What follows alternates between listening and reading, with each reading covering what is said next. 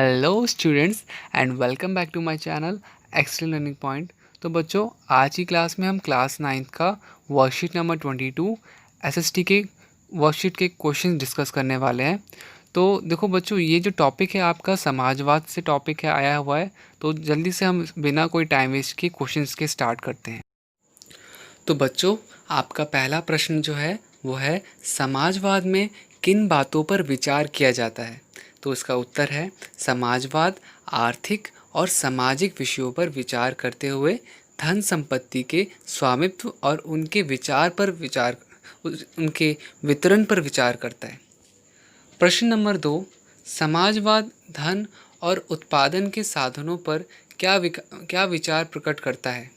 समाजवाद निजी संपत्ति पर आधारित अधिकारों का विरोध करता है। समाजवाद के अनुसार उत्पादन और वितरण समाज या राज्य के हाथ में होना चाहिए।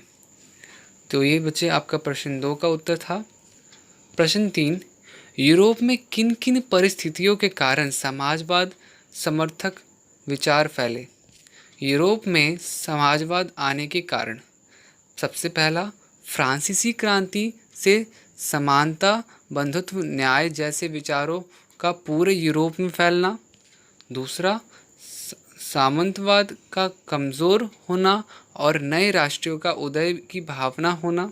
तीसरा, विज्ञान की नवीन खोजों और यातायात के साधनों में विकास के साथ व्यापार और मध्यम वर्ग का तेज़ी से उदय होना। फोर्थ कारण, जो चौथा कारण था हमारा, औद्योगिक क्रांति के कारण मजदूरों की संख्या और अवस्था में भारी बदलाव। तो बच्चों, ये आपका थर्ड प्रश्न का उत्तर था। क्वेश्चन नंबर 4, रेडिकल आमूल परिवर्तनवादी और लिबरल उदारवादी वैचारिक रूप से किस तरह अलग थे? तो दोनों किस तरह अलग थे? तो रेडिकल विचारधारा वाले लोग आबादी में बहुमत के आधार पर शासन चाहते हैं, सभी प्रकार के विशेष अधिकारों के खिलाफ, और रेडिकल विचारधारा वाले संपत्ति कुछ ही लोगों के पास हो इसका विरोध करते हैं।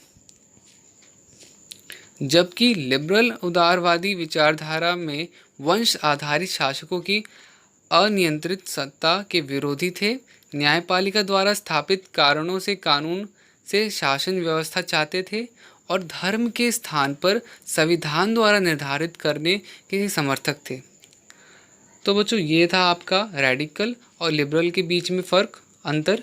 अब क्वेश्चन 5 आपको मजदूर और पूंजीपतियों के बीच संघर्ष के क्या कारण लगते हैं और इसे संक्षेप में लिखिए। तो उत्तर है बच्चे इसका, पूंजीपति सस्ता मजदूर चाहते हैं जबकि मजदूर उच्च वेतन चाहते हैं।